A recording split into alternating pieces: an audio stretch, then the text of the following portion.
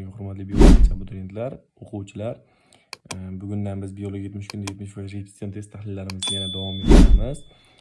Bugun birinchi variantimiz 5-savolimiz odamning hazm qilish sistemasiga oid to'g'ri ma'lumotlar keltirilgan qatorni aniqlang debdi. Xo'p, biz bu savolni ishlashimizdan oldin ovqat hazm qilish sistemasi haqida qisqacha ma'lumot olib tushunib olsak, testni ishlashimiz va tahlil qilishimiz nisbatan osonroq bo'ladi. Qanunda boshladik. Oziq moddalarning tishlar yordamida maydalanishi, ichakda fermentlar ta'sirida parchalanishi va ichak devori orqali so'rilishi hazm qilish deyiladi. Demak, hazm qilish organlariga og'iz bo'shlig'i, halqum, qizilo'ngach, oshqozon, ingichka ichak, yo'g'onchak, to'g'richak.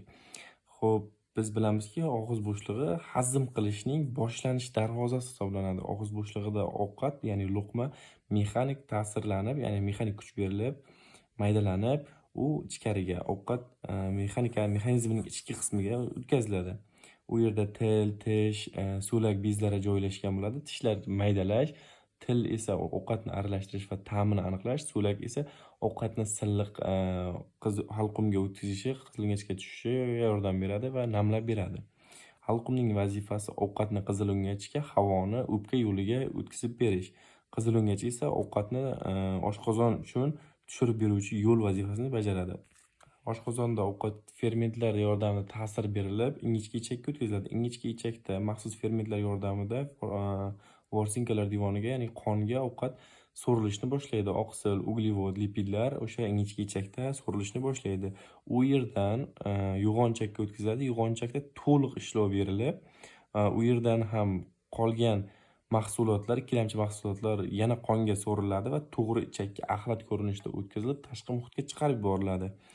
Ovqat hazm qilish kasalliklariga gastrit, ya'ni oshqozonning yallig'lanishi, pankreatit, oshqozon osti bezining yallig'lanishi, entrit, ichaklarning yallig'lanishi, botulizm, bu eskirgan ovqat yoki go'sht mahsulotlaridan zaharlanish, ich bo'rug'i, vabo, ich terlama, bular mikroblar yordamida kasallanish hisoblanadi. Yana mana qisqacha tanishib chiqdik. Endi savolimizni tahlil qilib ishlashni boshlaymiz. Xo'p, javobimiz aytyapti: hazm qilish organlariga hiqildoq, qizilo'ngach, oshqozon, 12 barmoqli ichak, yo'g'onchak deyapti. Biz tanishib chiqdikki, og'iz bo'shlig'idan boshlanadi hazm qilish organlari dedik. O'shaning uchun javob bo'lmaydi, chunki og'iz bo'shlig'i yo'q bu yerda. Ikkinchisiga o'tsak, hazm qilish sistemasi kasalliklariga gastrit, pankreatit, astma kasalligi kiradi.